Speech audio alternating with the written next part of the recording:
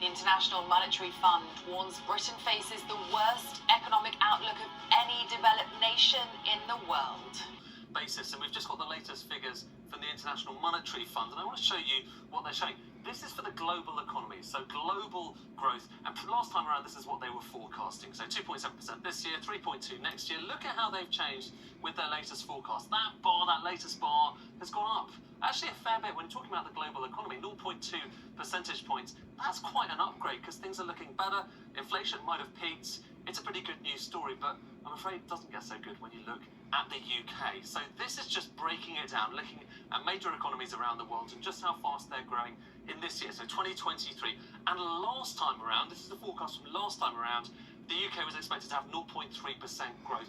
Just look at how that's changed with these latest updates. Look at the red bar.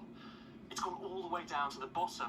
No longer positive territory. Now it's 0.6% contraction. So basically, it's pointing towards a recession in the UK. And it is the worst in the G7. This is the G7 group of major industrialized economies from Japan all the way through to the UK. And you see the UK is by far and away the worst. And actually, when you look at all of the economies, so all major economies the IMF is surveying, look, down there's the UK, 0.6%. And not only is it the worst here, it is actually worse than Russia. So Russia there with 0.3% growth, the UK minus 0.6%. It's pretty striking, isn't it? And I'm afraid it's not a very good news story when you look at the following year as well. 2024 as well, the UK down there at the bottom, actually joint worst with Italy and Japan. Why is all of this happening? Well, the IMF says it's basically because you've got the government raising taxes, you've got fiscal consolidation, as they call it, and the Bank of England raising interest rates at the same time. Add it all up, and I'm afraid, while it's good news for the global economy, it's not very good news for the UK. Tuesday lunchtime inside one of London's most prestigious restaurants.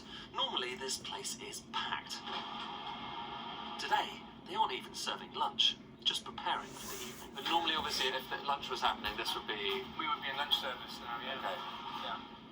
The problem isn't so much demand. People still want to eat out. It's that, amongst other things, restaurants like this can't get the staff.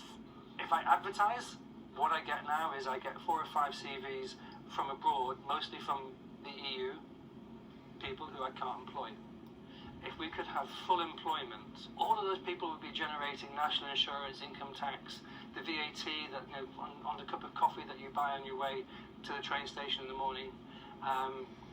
That all generates wealth, and that wealth is not being generated because we can't operate at full capacity. Extrapolate this across the country and you start to see why the International Monetary Fund is so pessimistic about the UK's prospect.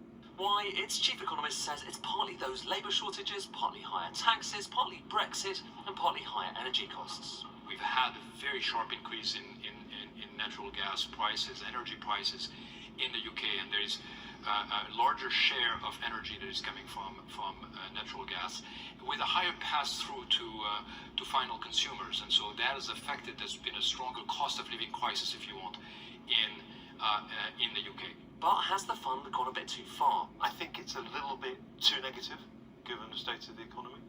It's saying that the UK will perform at the bottom of the G7 in those terms. I don't think that's where we're going to sit. We're going to sit in the middle of the pack.